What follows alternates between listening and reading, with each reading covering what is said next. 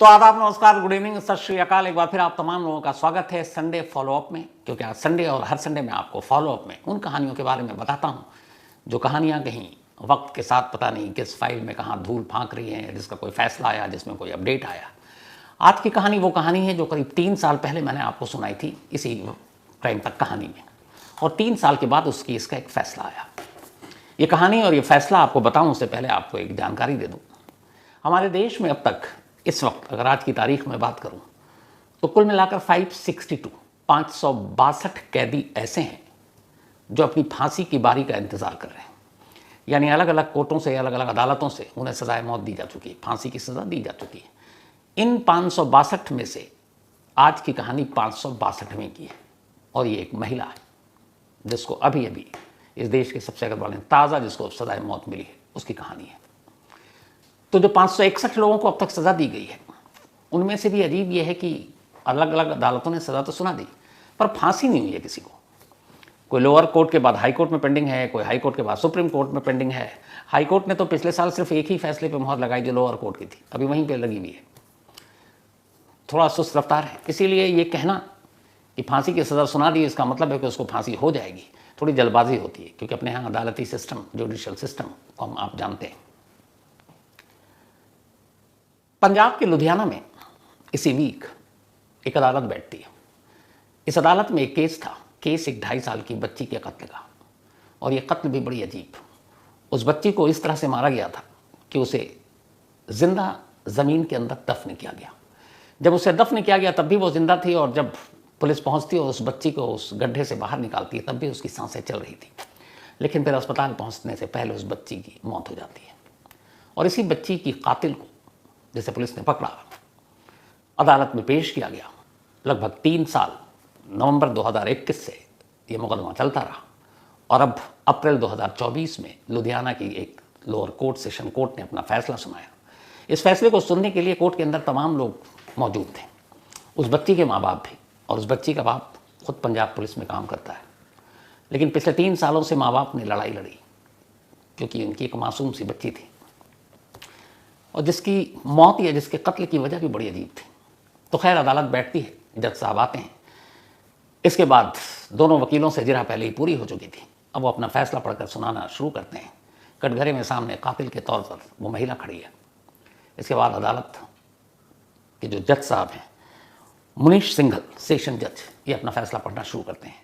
जब वो अपना फैसला पढ़ना शुरू करते हैं और जैसे ही वो अपने आखिरी लाइन पर आते हैं, पेन की निब तोड़ते हैं, कटघरे में खड़ी महिला रोने लगती है।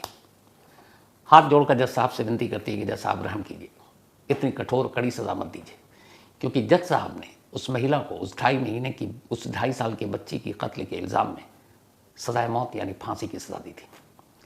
गिड़गिड़ाते हुए कटघरे में खड़ी वो मुजरिम जज साहब से कहती है कि आपने जो इतनी कठोर सज़ा दी है, मेरे बच्चे हैं 2 छोटे छोटे, तो अगर मुझे फांसी पे चढ़ा देंगे उन बच्चों का क्या होगा। जज साहब ने कहा कि जिस 2.5 साल की बच्ची को तुमने मारा था वो भी बच्ची थी, छोटी थी, और तुमने उसे जिस हैवानियत के साथ मारा, तो अगर तुम्हें ये सज़ा न दूँ तो ये उन तमाम लोगों के साथ नाइंसाफ़ी होगी जिनके साथ ऐसा कुछ घटता है, और तुम्हें आज़ाद छोड़ूँ तो फिर तुम सोसाइटी के लिए ख़तरा हो। इसीलिए तुम्हारी उस बेरहमी को देखते हुए जो सबसे कम सज़ा मुझे नज़र आ रही है वो यही है कि तुम्हें सज़ाए मौत दी जाए और तुम्हारे साथ कोई रहम, कोई मुरव्वत न बरती जाए। ये कहकर जज साहब अपना फैसला सुना चुके कुर्सी से उठ गए और उस महिला को पुलिस कस्टडी में वापस जेल भेज दिया गया। और इस तरीके से ये देश की सबसे ताज़ा जो सज़ाए मौत मिली 562वीं 562 डेथ पेनल्टी है हमारे देश में जो पेंडिंग हो गई। अब इसके बाद वो हाई कोर्ट जाएगी, हाई कोर्ट, सुप्रीम कोर्ट, पता नहीं अभी कितना वक्त लगेगा। तो ये फैसला तो आ गया, लेकिन आखिर कोर्ट ने एक 2 बच्चे की माँ को एक कत्ल के लिए सीधे सजाए मौत क्यों दी, इस कहानी को भी जानना ज़रूरी है।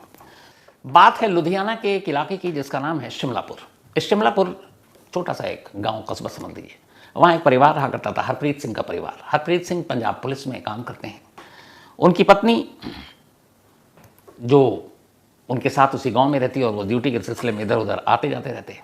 साथ में उनका एक बेटा था अमरप्रीत और एक बेटी 2.5 साल की जिसका नाम दिलरोज़। ये पूरा परिवार और इसके अलावा हरप्रीत सिंह के माँ बाप रहा करते थे। खुशहाल परिवार, सब कुछ ठीक चल रहा था। इसी दौरान क्या होता है कि 2021 में इनके बस्ती में एक महिला आकर रहना शुरू कर देती है, और जो महिला आकर रहना शुरू करती है उसका नाम है नीलम। नीलम इसी गांव की थी, लेकिन शादी के बाद वो अपने ससुराल चली गई। शादी के बाद 2 उसके बच्चे हुए, बच्चे छोटे थे, माँ बाप यहीं रहते थे शिमलापुर में। लेकिन कुछ वक्त बीता, कुछ साल बीते, नीलम की अपने पति से बनी नहीं, और फिर झगड़ा इतना बढ़ा कि दोनों में तलाक हो गया। तलाक के बाद नीलम अपने माँ बाप के गाँव वापस आ गई और अपने माँ बाप के साथ रहने लगी। पढ़ी लिखी थी नीलम। घर में आने के बाद अब वो अपने 2 बच्चों के साथ वहाँ रह रही है, सब कुछ ठीक चल रहा है। जो दिलरोज, उसका घर भी बराबर में, घर के लोगों से भी बातचीत नीलम की, सब ठीक था। लेकिन होता ये था कि नीलम के दोनों बच्चे कुछ शरारती थे, अक्सर बाकी बच्चों की पिटाई विटाई कर देते। बहुत सारे लोग शिकायत लेकर जाते नीलम के घर पर, तो उसे बात ये बड़ी बुरी लगती। फिर होता यह कि उसके नीलम का पति तो था नहीं, डिवोर्स हो चुका था। तो वो अक्सर देखा करती थी कि ये जो दिलरोज है और इसका जो भाई है अमरप्रीत, इसके दादा दादी या इसकी माँ या इसके जब फादर आते हैं तो उसे बहुत सारे खिलौने, चॉकलेट, मिठाई, आमतौर पे बच्चों को लोग प्यार से देते हैं, तो उसे बहुत देते हैं। तो उसे कहीं ना कहीं ये होता था मन में, क्या इसकी बेटी को इसके घर वाले इतना प्यार कर रहे हैं, इतनी सारे इसको तोहफे दे रहे हैं, गिफ्ट दे रहे हैं, हमारे दोनों बच्चों को कोई नहीं देता क्योंकि उसका बाप तो है नहीं, तलाक हो चुका है। तो धीरे धीरे ये बात जो है एक जेलस और जलन में बदलना शुरू हो गया नीलम के, और फिर उसके बच्चों की अक्सर शिकायत होती क्योंकि दोनों शरारती भी थे। तो इन सारी चीज़ों ने मिलाकर अब नीलम के मन में दिलरोज को खास तौर पर लेकर एक जलन पैदा कर दिया कि दिलरोज प्यारी सी बच्ची थी 2.5 साल की। जब बहुत लोगों ने कंप्लेंट करना शुरू किया तो एक रोज़ नीलम ने अपने माँ बाप से कहा कि ठीक है, अब यहाँ इस बस्ती में रहना ठीक नहीं है। और उसकी एक वजह और थी कि जब से नीलम आई थी तब से उसके घर में बहुत सारे अनजान अजनबी लोग भी आया करते थे, और गांव के लोग अजनबी लोगों का आना जाना, और वो एक चूँकि तलाकशुदा थी तो तरह तरह की बातें होने लगी। बड़े बुजुर्गों ने नीलम के माँ बाप से कहना शुरू किया। तब ये हुआ कि थोड़ी बदनामी भी हो रही है। तो फिर नीलम ने यह तय किया कि वो इस इलाके को छोड़कर कहीं और किराए का घर लेके इस बस्ती से दूर चली जाएगी। तो उसने एक जगह किराए का घर भी देख लिया और अपना सामान शिफ्ट करना शुरू किया। लगभग सारा सामान शिफ्ट हो चुका था। आखिरी अब उसको बस उस घर को छोड़ना था और विदा होना था, और वो तारीख थी 21 नवंबर 2021, बल्कि 28 नवंबर 2021। 28 नवंबर 2021 की दोपहर को एक गांव के बाहर एक फंक्शन था हरप्रीत सिंह के जानने वाले का। तो हरप्रीत सिंह अपने माँ बाप, पत्नी और दिलरोज और अपने बेटे को लेकर वहाँ लंच पर चले गए। उसके बाद वहाँ पे फंक्शन ख़त्म करने के बाद ये लोग करीब 1:30 से 2 के दरमियान वापस आ जाते हैं। वापस आते हैं, सब अंदर चले जाते हैं। दिलरोज घर के बाहर खड़ी हो जाती है, बच्ची थी, खेलती कूदती है। 2:15 बजे का वो वक्त था जब दिलरोज बाहर थी। थोड़ी देर के बाद घर वाले फिर देखते हैं दिलरोज अभी अंदर नहीं आई। वो बाहर निकलते हैं तो देखते हैं नहीं, इधर उधर बाकी बच्चों से पूछते हैं। 1 घंटा बीत जाता, दिलरोज आसपास में कहीं नहीं मिलती। पूरा घर घबरा जाता क्योंकि पहली बार हुआ। अब चूंकि पिता पुलिस में थे, उन्हें कुछ डाउट होता है। 1 घंटे बाद वो लोकल पुलिस को फ़ोन करते हैं कि मेरी बच्ची मिसिंग है। गांव में तो फ़ौरन ढूंढ लिया जाता है। अब पुलिस आई, मामला एक पुलिस वाले का था, इधर उधर ढूंढना शुरू किया। अब इस दौरान में पूरे गांव में ये बात फैल गई कि हरप्रीत सिंह की बेटी गायब है। तो सब ढूंढने लगे, और वो नीलम भी ढूंढने लगी सामने आकर कैसे कहाँ गायब हो गई। तो पुलिस के साथ बाकी लोग इधर उधर देख रहे हैं, कहीं कुछ पता नहीं चला। 2:15 का इंसिडेंट था, 3:30 बज गए। 3:15 के आसपास पुलिस को इन्फॉर्म किया, पुलिस भी पहुंच गई। अब पुलिस ने कहा कि कहाँ ढूंढे, तो फिर ये हुआ कि गांव में कुछ जगह पे सीसीटीवी कैमरे लगे हुए, उसको देखते हैं।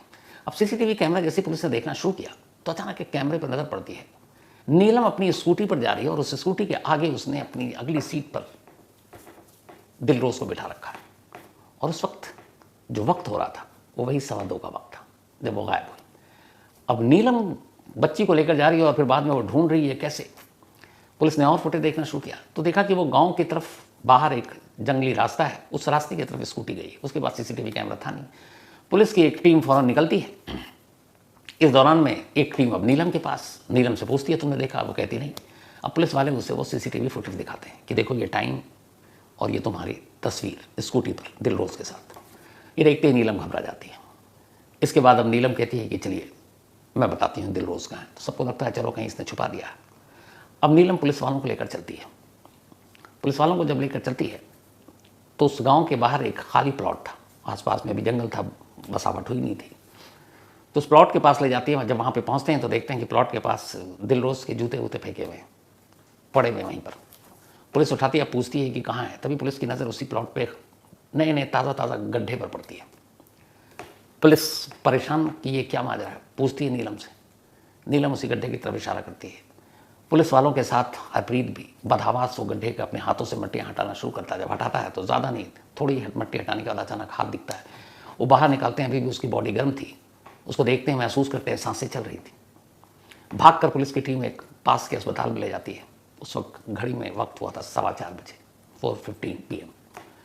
बट जैसे ही वो अस्पताल पहुंचते हैं, डॉक्टर उससे देखता है और डॉक्टर कहता है कि अब इसमें कोई जान नहीं है, दिलरोज मर चुकी थी। अब पुलिस नीलम से पूछताछ करती है। नीलम बताती है कि मैं 2:15 बजे लेकर आई, उसको यहाँ पर लाई, मुझे कुछ समझ में नहीं आ रहा था अभी क्या करना है क्या नहीं, पर मुझे बड़ा गुस्सा था क्योंकि मेरे बच्चों को सब दूध खाते थे, इसको प्यार करते थे, इसके दादा दादी से गिफ्ट देते थे, मेरे बच्चों को कोई तोहफा नहीं देता था, और अब मैं ये इलाका छोड़कर जा रही थी, पर मुझे बदला लेना था। तो मैं उसी गुस्से में, बदले की आग में, मैं इसको उठाकर, मैंने देखा घर के बाहर अकेली है, मैं स्कूटी से निकल रही थी, मैंने इसको बिठा लिया। आने के बाद पहले उसने कहा कि मैं जब इस प्लॉट पे आई तो मुझे कुछ समझ में नहीं आ रहा था, गुस्सा तेज था, मैंने एक ईंट उठाई, ईंट से इसके सर पे मारा, वो रोने लगी। जब वो रोने लगी तो मुझे डर लगा कि कहीं आसपास में कोई देख न ले, तो फिर मैंने उसको पकड़ा और वहीं ज़मीन पर मट्टी पड़ी थी, मैंने मट्टी उठाकर उसके मुंह में पूरा ठूस दिया ताकि उसकी चीख ना निकले। मट्टी ठूसने के बाद वो खामोश हो गई। फिर मुझे लगा अब क्या करूँ, तो वहीं पर मैंने कुछ मट्टी हटाई, गड्ढा किया, और उसी हालत में बिना और कुछ किए मुंह में मट्टी पूरा ठूस चुकी थी, और उसको उस गड्ढे के अंदर डालकर ऊपर से मट्टी रख दी और मैं चली आई। यानी नीलम ने दिलरोज को जिंदा दफनाया था, और जब पुलिस की टीम पहुंची थी तब तक उसमें जान बाकी थी। अगर शायद 5-10 मिनट और पहले ये चीज़ें पता चल जाती तो बहुत मुमकिन है दिलरोज की जान बच जाती, लेकिन अफसोस लेट हो गया। नीलम ने अपना जुर्म कबूल किया, पुलिस के पास सॉलिड एविडेंस थे।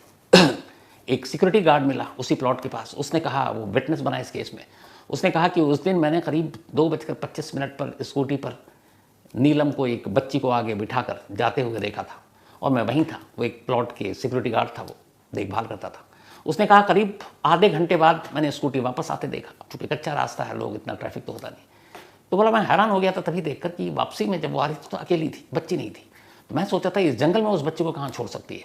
बोला अभी मैं ये सब सोच ही रहा था कि किसको बताऊँ, किससे शेयर करूँ, कि तब तक आप लोग आ गए। लेकिन पहला क्लिक उसके दिमाग में क्या था कि एक जंगल में एक बच्ची को एक लेडी लेकर जा रही है और वापस वो उस बच्चे के बिना आ रही है, तो जंगल में क्यों छोड़ेगी और कहाँ छोड़ेगी, कैसे छोड़ेगी। तो वो गवाही बनी, मोटिव था ही, CCTV फुटेज एक जिंदा सबूत था। इन सारी चीज़ों को देखकर मुकदमा चला और आखिरकार अब फैसला आया, और वही फैसला जो सेशन जज ने, मुनीश सिंघल ने अपने कोर्ट में कहा कि ऐसी औरतों को इस सोसाइटी में रहने का कोई हक नहीं है, या ये कहने का कोई हक नहीं है कि मेरे 2 बच्चे हैं उनका क्या होगा, और इसीलिए सजाए मौत ही इसके लिए सबसे सही सजा है। तो ये था फॉलोअप, 3 साल के बाद फांसी की सज़ा। लेकिन अब यहाँ से हाई कोर्ट, फिर हाई कोर्ट से सुप्रीम कोर्ट, फिर पता नहीं रिव्यू पिटिशन, फिर पिटिशन, मर्सी पिटिशन, प्रेसिडेंट, अभी वो रोई है, मौत की सज़ा से बच रही है। लेकिन क्या पता अभी हाई कोर्ट में जाकर ये फैसला कायम रहता है, बदलता है, हाई कोर्ट के बाद सुप्रीम कोर्ट में क्या होता है, एक लंबा भी चलेगा। तो आने वाले वक्त में भी जब भी इस फॉलोअप में कुछ होगा इस केस में, मैं आपको ज़रूर उसके बारे में आगाह करूँगा, बताऊँगा कि उसका अपडेट क्या है। लेकिन फ़िलहाल इतना ही। अब आपसे मुलाकात होगी फॉलोअप के नए एपिसोड में नेक्स्ट संडे को, लेकिन कहानी के साथ कल यानी मंडे को। तो तब तक अपना और अपनों का ख्याल रखिएगा। Thank you very much.